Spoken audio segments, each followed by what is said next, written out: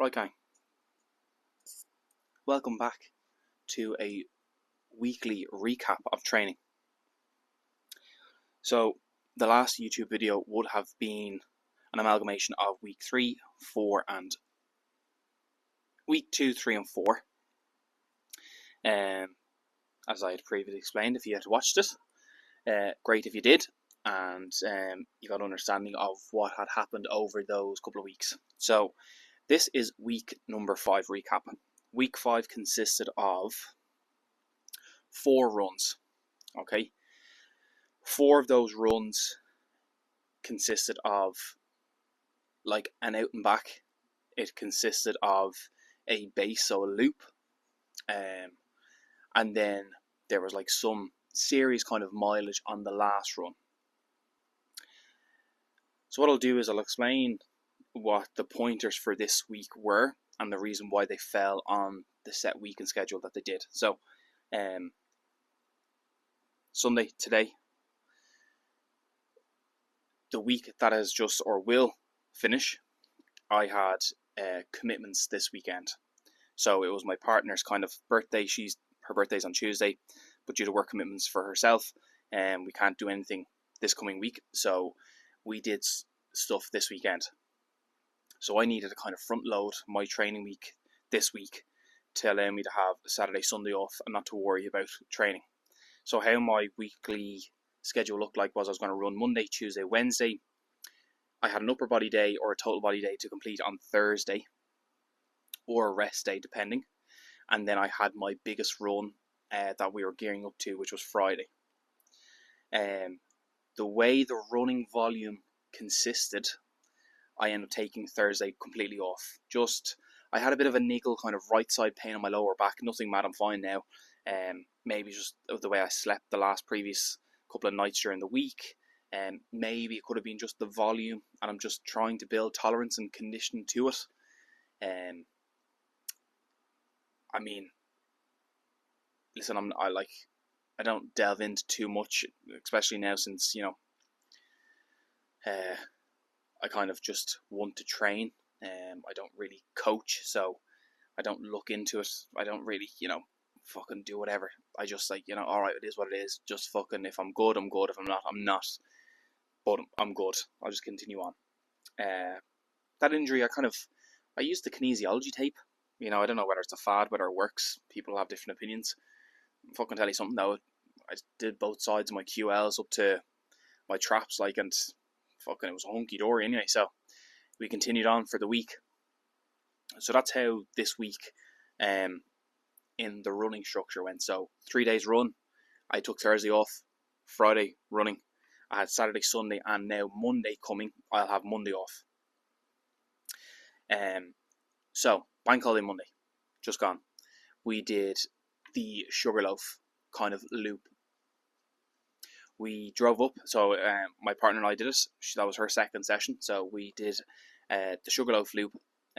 We drove to the main car park. We parked there. If you're facing Sugarloaf straight on to go up, we found a trail, or the trail to the right hand side of Sugarloaf, and we took that trail to the right hand side, and let's just call that the N11 side, so the Kilmac side.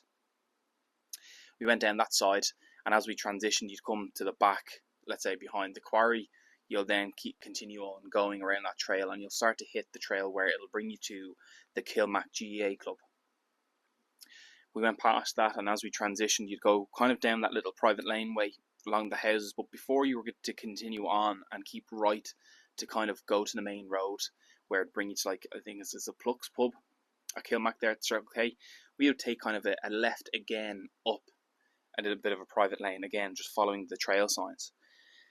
So as we transitioned there, we'd keep on following the trail signs for Sugarloaf, and then we'd come up and we'd find the laneway, and we'd take the Sugarloaf then to the right hand side. So we're coming around the back of it now at this stage, and that's really when the fun stuff happened, because that elevation gain is consistent. It's not like an immediate increase in elevation. It's a fucking gradual increase, and just still trying to build tolerance, and still trying to adhere to heart rate zones that are prescribed by the coach, and still trying to remind myself that it's okay to walk. walk the period, of the running. So if I start to hit the incline, I'm okay to walk it, because the race come September, personally speaking, I can't go hell for leather. I'm not built like that, and I'll get into that now shortly. But so we were taking the back end of Sugarloaf and just reminding myself that when we were starting to hit that gradual elevation gain, that we transitioned around the back end and we just gradually walked. And if we were able to hit a bit of a run, we hit a bit of a run. If we didn't, we just walked it and we tried to complete it as quick as possible. So I think, I'm not really good for remembering, but I think the time was in around an hour, and I wanted to say an hour and a half. I don't think it was. I think we were just shy of 2 hours of doing that. That was fine. Tuesday, I had to accumulate just 7 kilometers of trail in Kilrudry. So anytime I get a prescribed run in Kilrudry and it's like, just accumulate distance, I call them my shakeout runs. It's just try and run around Kilrudry, take any trail that's open and that's allowed, that isn't kind of active farmland. So at the moment they have closed the back end trails towards the Little Sugarloaf, so you can't get a completed loop that would bring you kind of into Belmont. I personally respect that. I don't hop gates. If the gate's open and I take it and I go down and the other one's closed, I may take a gamble. You're hunting like, why? But if it's a kind of a gate closed straight away, I'm like, all right, Grant, I'll leave it. I won't do it. So accumulated 7 kilometers. Those shakeout runs, you've got to adhere to the heart rates because you're just trying to recover, keep a nice steady heart rate. So they're usually 140 and below beats. You're trying to either look at a pace that allows you to do that or look at the heart rate. Again, same thing, headphones on, music in, and we try to just find a trail. Kilrudry is pretty hilly if you're to go the back end of it, so heading towards, if anyone's walked Kilrudry or been on the grounds, when you go into Kilrudry on the trails, you can take a left or take a right. If you take a left, you're going to go around the farm, yard or barn. It'll bring you around to the back of the House of Gardens, and that's a nice kind of flat level, nothing major in relation to gradient, and you can stay consistent. If you were to continue walking or come into Kilrudry again and take the right hand turn and go where the old paintballing place used to be, and actually the farm land itself where you'd go to, let's say, Small Sugarloaf, that's fairly hilly. So I just know I'd get more options if I go right, but just means that I'm going to have to run less than I would if I was to go on the other side. So that was Tuesday's run. Wednesday's run, cracking even. This was another big one in relation, just straight out. This was out and back. It was just Bray Head, out to kind of like Greystone's wine gates. So I parked in Raheny Car Park. That's where the trail started. I went up the side, and there was a prescribed heart rate in this one, and I messaged the coach.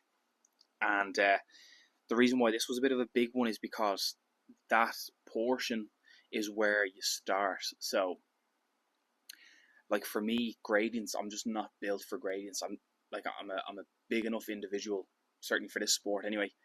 I'm weighing between 93 to 94 on these weigh-ins for this training camp at the moment.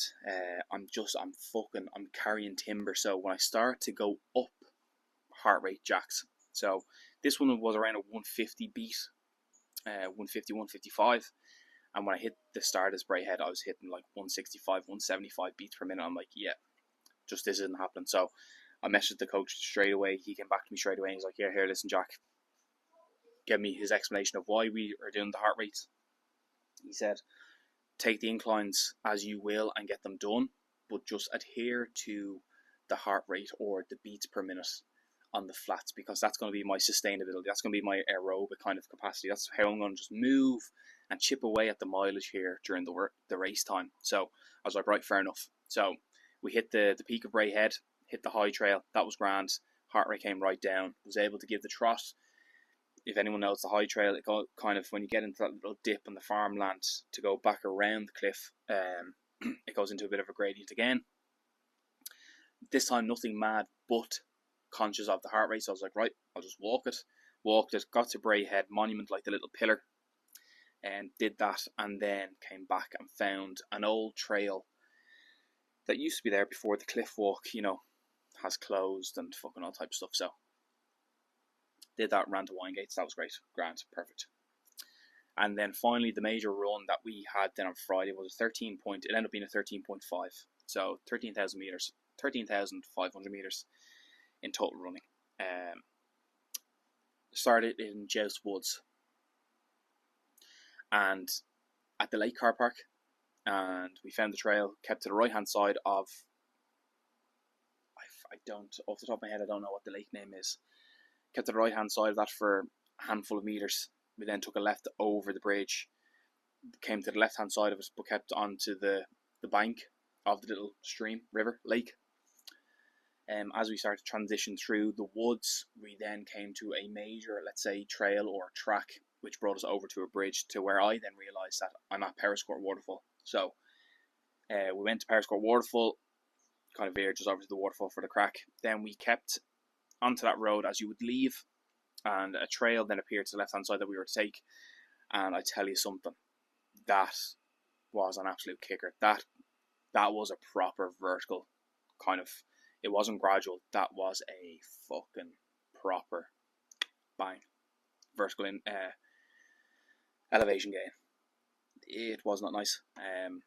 Blown really hard in that. I was probably, if I was looking at my watch, I was probably around a 185, probably a high 80s, 89, probably in the red zone there for that. And that was just a continuous elevation gain all the way through. Sorry, camera's there fault. That was continuous. So we hit the Wicklow Way, got to the top. I think there was like Red Rock Viewpoint, came to the back, and then I think it was like Glen Solon Valley. Went down the trail, back up, and then on this run, it was a 9 kilometre loop on all trails, but the coach wanted me to hit Joust Hill, which was 2.2 kilometres out from the trail that we took, 2.2 kilometres back, and then I think it was around a 1.8919 of distance back to the car park, which accumulated for us of a total 13.5. All trails has it in as like 13.8, but by the Garmin it was 13.5 in distance. So that was the running. Total mileage for that week was 38 kilometres and 38,380 metres in mileage covered.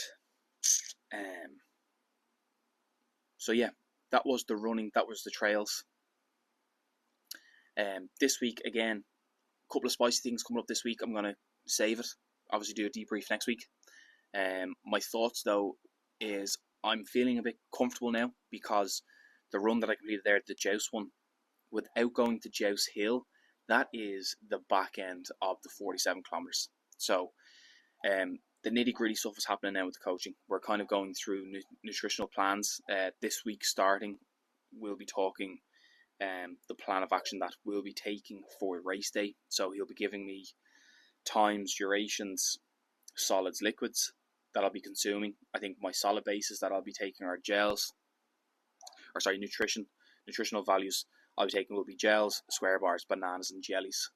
And then in relation to liquids, I'll be consuming water and I'll be taking electrolytes, tabs. So they're pretty much my base layer of nutrition. And he's going to go through a format or a table of contents there that I'm going to try and start to adhere to. So that's kind of fun, nervous at the same time. We then spoke about distance and cut-off points. So obviously in this 47 kilometre race, there's cut-off points. The race total time is 9 hours. 3 checkpoints every 3 hours. So you got to hit the first one in the first 15.2 kilometres, which is from Bray all the way to Sugarloaf. That's your first aid station, which is, I think, comes in around a 15.2 kilometres, something like that. You've got to hit that in 3 hours or below.